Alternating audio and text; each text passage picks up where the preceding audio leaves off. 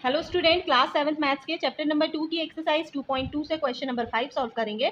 Question number 5 है, Shaili plants 4 saplings in a row in her garden. The distance to adjacent saplings is 3/4 metre. Find the distance between the first and the last sapling.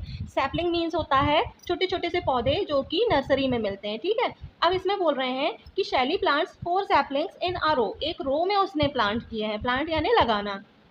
In her garden, the distance to adjacent saplings is 3/4 metre. Adjacent का मतलब होता है कि साथ के, ठीक है। साथ के जो पौधे हैं, सैपलिंग्स हैं, उनके बीच का डिस्टेंस कितना, 3/4। मतलब कि ये दोनों के बीच का डिस्टेंस कितना होगा, 3/4। इन दोनों के बीच का डिस्टेंस कितना होगा, 3/4। और इन दोनों के बीच का डिस्टेंस कितना होगा, 3/4। ओके।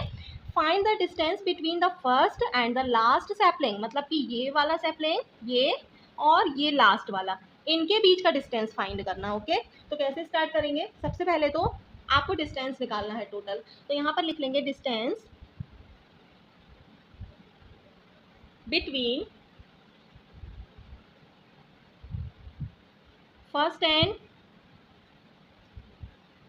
Last sapling. तो इसके इनके बीच का डिस्टेंस कितना होगा, चलिए देखते हैं। ये जो 3 सैपलिंग हैं, पहला है 3/4। ये तीनों को अगर हम ऐड करेंगे, 3/4 प्लस 3/4 प्लस 3/4, तो आपको पता है कि जब हम एडिशन करते हैं तो सबसे पहले तो बेसिस देखते हैं, न्यूमरेटर देखते हैं सेम है कि नहीं। अगर सेम होते हैं तो क्या करते हैं, एक लिख देते हैं, जो लिखा हुआ होता है वही एक डिजिट लिख देते हैं। सेम है, सभी जगह 4 4 है तो 4 लिख दें। और अगर डिफरेंट होते हैं तो फिर एलसीएम लेके सॉल्व करते हैं। ओके, तो यहाँ पर तो सभी जगह 4 4 है तो एक 4 लिख दिया। अब इन तीनों को ऐड कर देंगे, ये 3 प्लस 3 कितना हो जाएगा, 6, और 6 प्लस 3 कितना हो जाएगा, 9 हो जाएगा।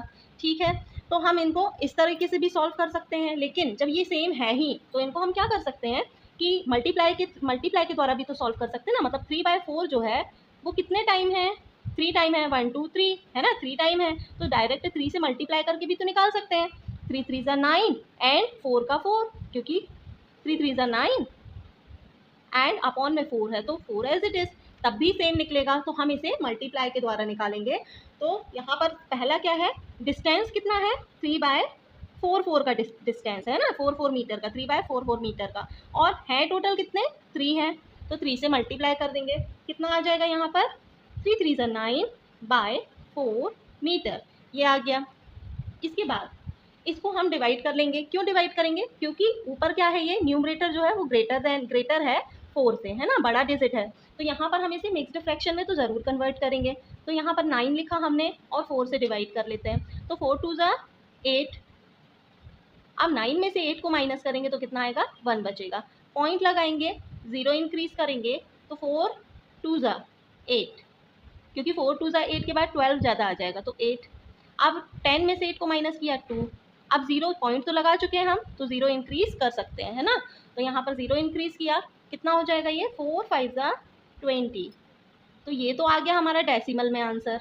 तो यहाँ पर हम डेसिमल में लिख सकते हैं कि 9/4 को जब हमने सॉल्व किया तो आंसर क्या आया, 2.25 मीटर। ठीक है, अब इसे मिक्स्ड फ्रैक्शन में कैसे कन्वर्ट करेंगे, यहाँ पर हम जब 9 को 4 से डिवाइड करेंगे तो कैसे, क्या आएगा, 4 2 ज़ा 8, और यहाँ पर 9 में से 8 को माइनस किया तो 1 बचा। तो इसको कैसे लिख सकते हैं, ये जो आपका ये जो 2 है पूरा पूरा, उसको तो यहाँ लिख देंगे। ठीक है, उसके बाद अपॉन में हमेशा क्या आता है, ये वाला डिजिट 4, और जो रिमाइंडर बचता है वो ऊपर आता है। तो कितना आ गया आंसर, 2 होल 1/4। तो आपको निकालना क्या था, find the distance between the first and last sapling. तो डिस्टेंस कितनी है, 2 मीटर 1/4।